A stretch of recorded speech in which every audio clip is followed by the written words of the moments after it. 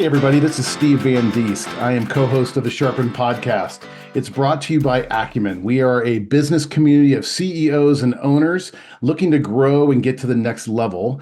And today we're going to talk about what does it look like to be the leader of an almost 80-year-old company, third generation. What are the lessons learned? How do you transition through different seasons, post-war, different wars, different economies? And then what does that look like also to get prepared for the next generation? And today I have a wonderful guest, Dale Hahs. Dale is a good friend. He's a member of the Summit team in Colorado here in the Front Range. And Dale, tell us why you're qualified to talk about these things. What are you doing? What's the company you're running? Okay, so the company that I run is called AIS Industrial and Construction Supply. We were founded in 1945 by my grandfather, Paul Christensen, after the Second World War, when he saw a need to sell to the airlines at Stapleton Airfield. I joined the company in 1985 at the age of 21 after graduating from Westmont College in Santa Barbara, California.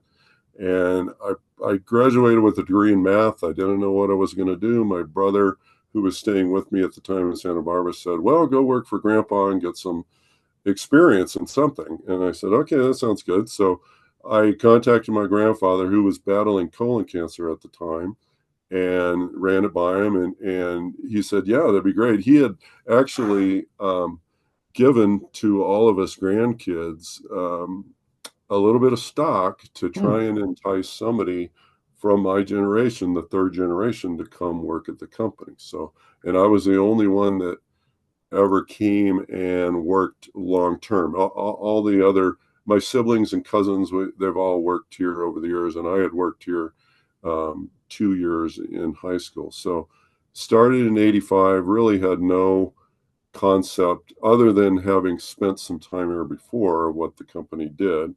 And I started in billing, in invoicing, helping with that, and then got hooked up with a bookkeeper who had been here for a long time that my grandfather had hired, that was really a sharp person and just a great person to learn from. So she taught me a lot of really good accounting things and taught me the system. And, you know, they were using a real old mainframe at the time. It had a 75 megabyte copper disk on it that had all of our data. We ran our whole company on that thing. And there was only 4 workstations. All of the orders were handwritten and then entered after the fact when they got invoiced. So there's definitely an evolution from all those. You didn't see the 40s, 50s, and 60s, 70s, but you saw this computer age coming to birth. And I know I like you for a reason. Fellow math majors stick together. We've already talked about that before yeah, off camera.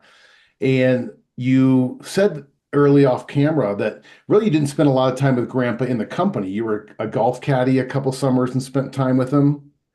yes. What was your first impression coming with an undergrad, coming to the family company, but you really grew up in California, but now you're with Grandpa here in Colorado, a recent grad. What were some of your first impressions of the company and of all the stuff that they were showing you? Well, you know, you just kind of dive in and you start doing things. But I think I've always had, well, and I learned, I never really had worked long term anywhere else. So I kind of developed my Hmm. whole work ethic and everything here at work. But I liked to take whatever system I was doing and try and improve it and get faster at doing it. So whether I was doing the invoicing or any part of it, I always tried to improve upon it.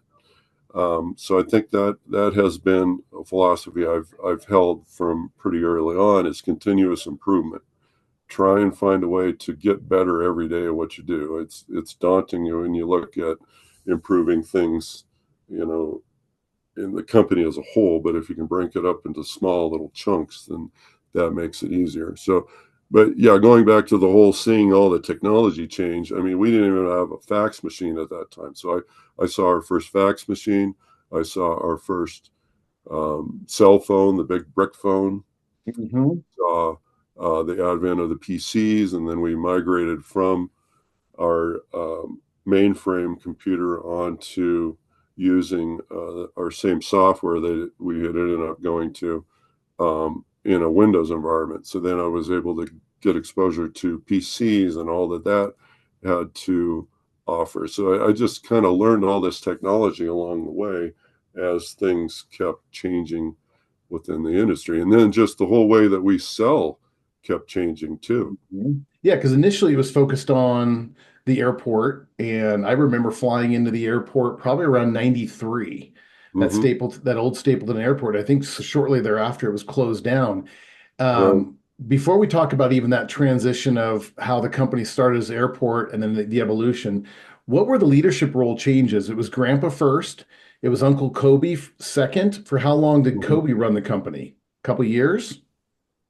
He ran the company. Well, like he always told the story. He started when he was 12. And so he always worked through high school, and then when he graduated, he went to CSU. When he graduated CSU, he came full time. So he had been there himself. I mean, I think at the time he was 16 years older than me, so I was Okay. 21 when I joined, so he was 37.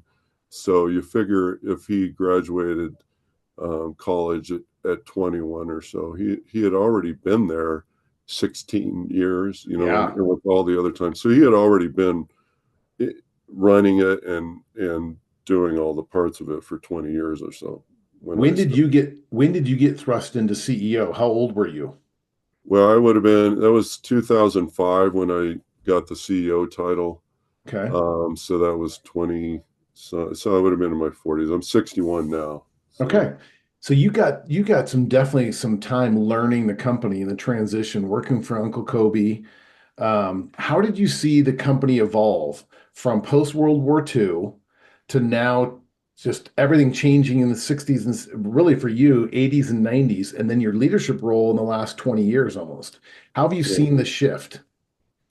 Well, we kept evolving as a company to adapt to what was happening in Colorado. And the way that airplanes were maintained changed. And then also where all the service centers were changed. So a lot of the service centers used to be here in Colorado. And those all as all the airlines started to merge, they all moved to different states. So Hmm. a lot of that business went away. And plus the way that airplanes were built changed. And what my grandfather bought was surplus A&MS hardware after the Second World War. So these were all nuts and bolts and rivets and everything that were used in maintaining airplanes. And that changed where that's not how they built airplanes anymore. But along the ways, we added a lot more lines that would cater to manufacturers and people maintaining, you know, buildings and things like that. And then about the same time I joined, in 1986, we hired a sales guy who sold to commercial contractors. Ironically enough, he just passed away. Like I just went to Hmm. his memorial on Saturday, but he was the reason we started um, bringing in the inventory and everything to support selling to those customers. And you fast forward to today, that's primarily who we sell to are those mechanical contractors, electrical contractors, industrial, anybody that's doing commercial construction. Yeah, so initially it was Airport Industrial Supply. Is that the Mhm. AIS? The original name, okay, so here's the story. The original name of the company was Aviation Service Supply. Um, and my grandfather changed that pretty early on because people assumed he repaired airplanes.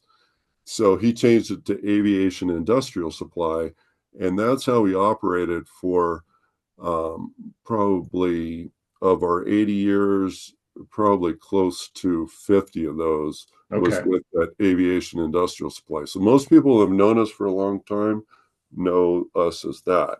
And That's then, good. It's good because now you're known as AIS, not ASS. I think right, ASS it's not who I think of when I think of Dale. Well, so I know.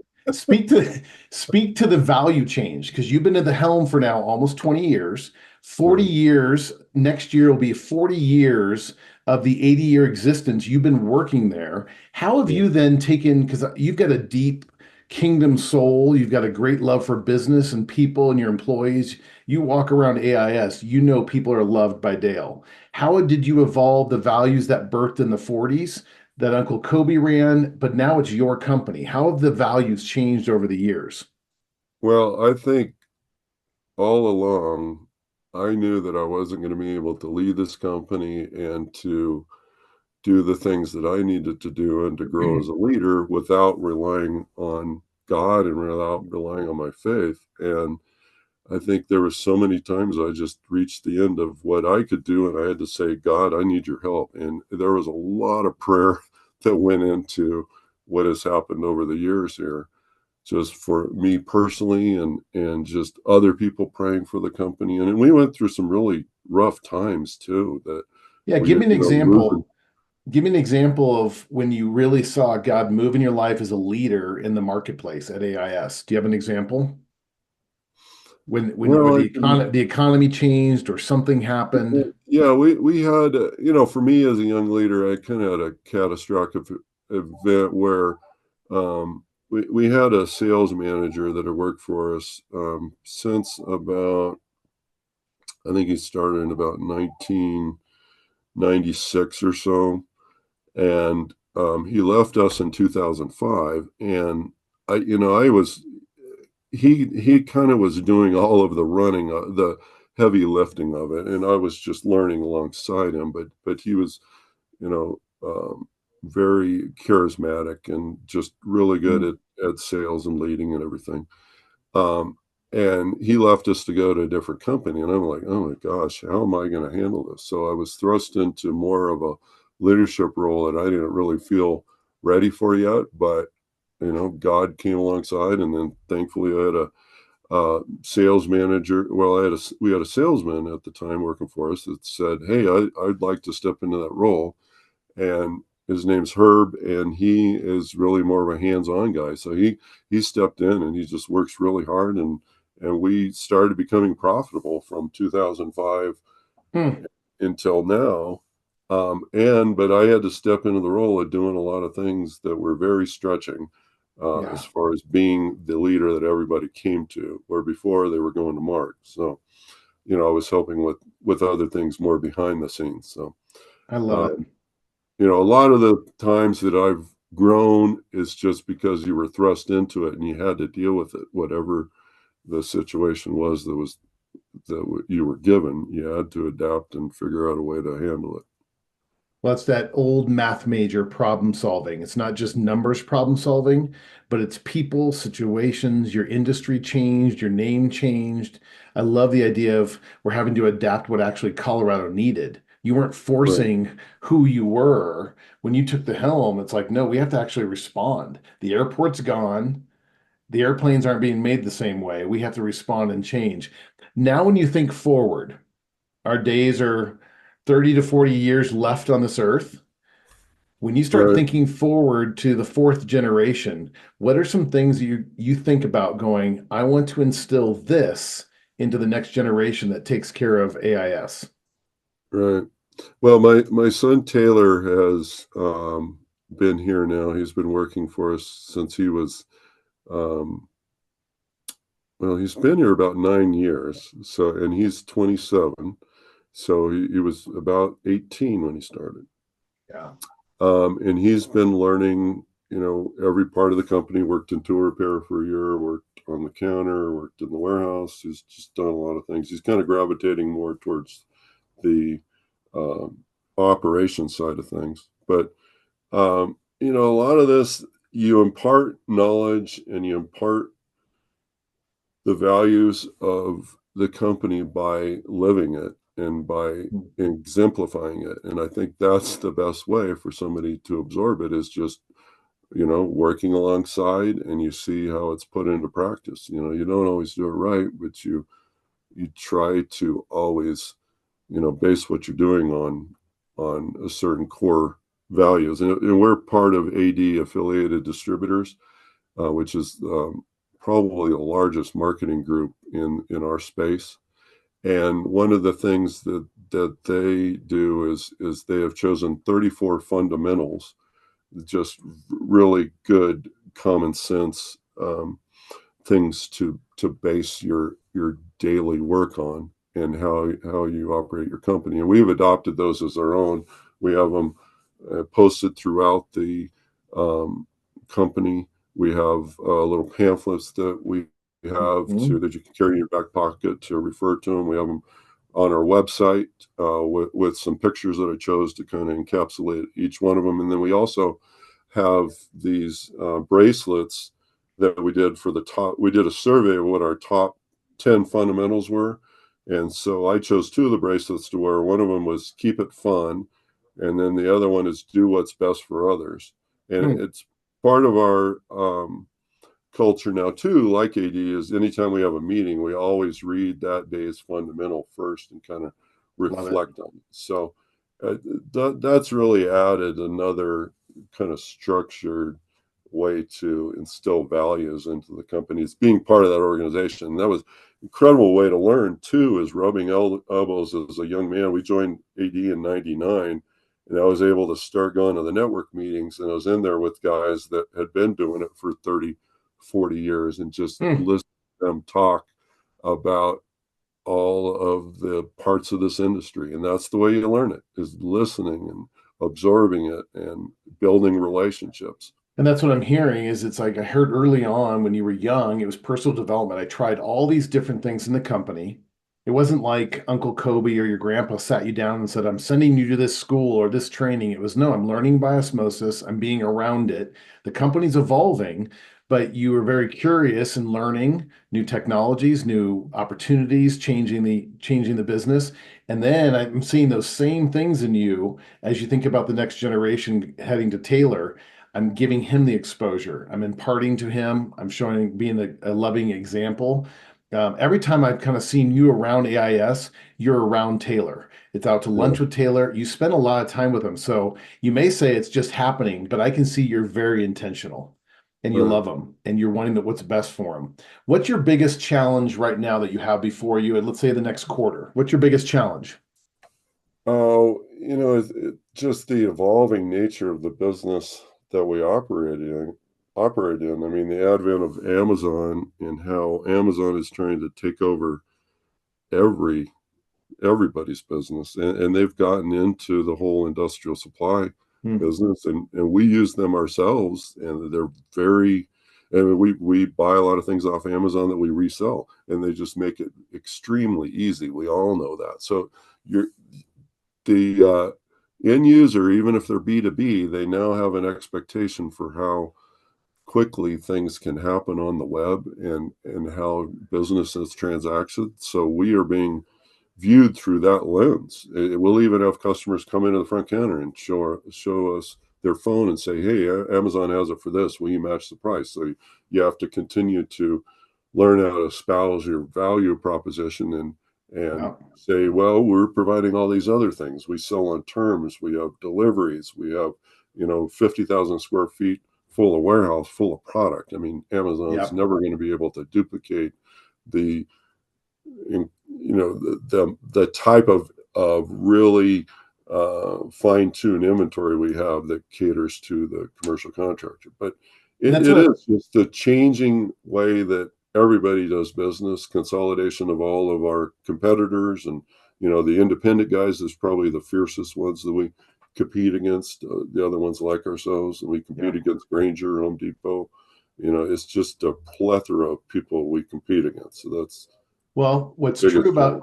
what's true about you, somehow you've pulled the old, and if you over in North Denver in the Central Park Stapleton area, you drive by, you'll see a 1945 46 Ford. That was on a photo of your grandfather, if I remember correctly. But you've tied the values and the relationships and the core pieces of that company from the 40s and 50s, 60s, and 70s.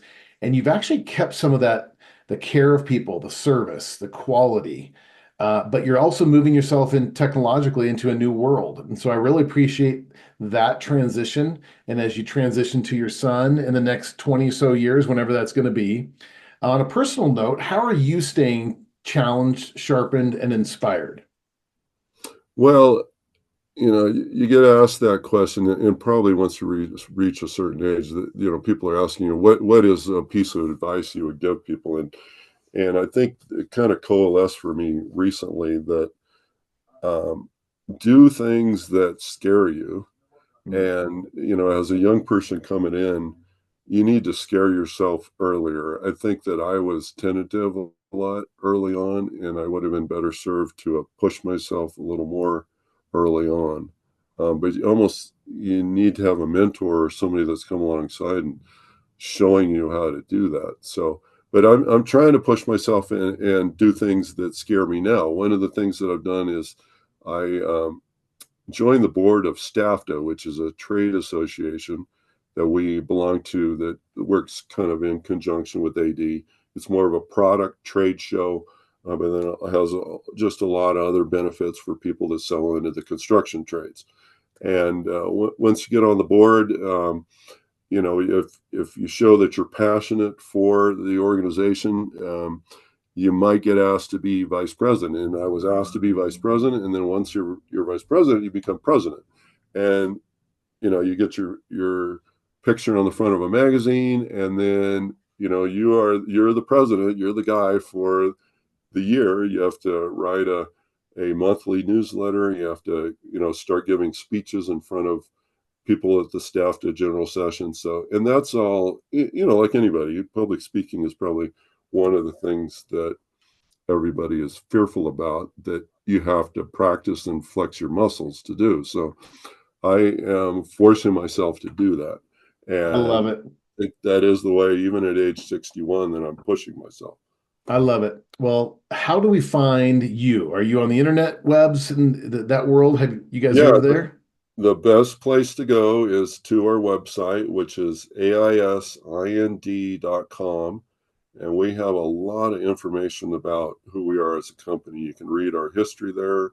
You can see our core values there. You can meet our management team. I had our marketing gal put up our logo is the red truck full of big oversized tools in the back. And our designer out of Steamboat Springs, Greg Effinger, he's also a accomplished artist. So when you do come by, ask for the newest AIS calendar that features all of his artwork. This is the Oh, third year we've done that. But one of the things that we've done is we have different versions of the truck for our different divisions. So we've done one for our shelving rack and locker division. We did a safety version of our truck because we saw a lot of safety. We've done one for Christmas, one for a couple of versions for Halloween. So now if you go onto our website and go into the About Us section, you can see all of the different versions of the truck logo we have, and they're all really cool. So that's very anyway, we cool. have a lot of fun with the marketing. I think the red truck just lends itself to that. It's beautiful. Well, I appreciate you. There's a couple things. You're a learner and you're continuing to learn. You're forcing yourself into learning new skills, public speaking. I think you're speaking in front of over 1,000 people in the next week or so.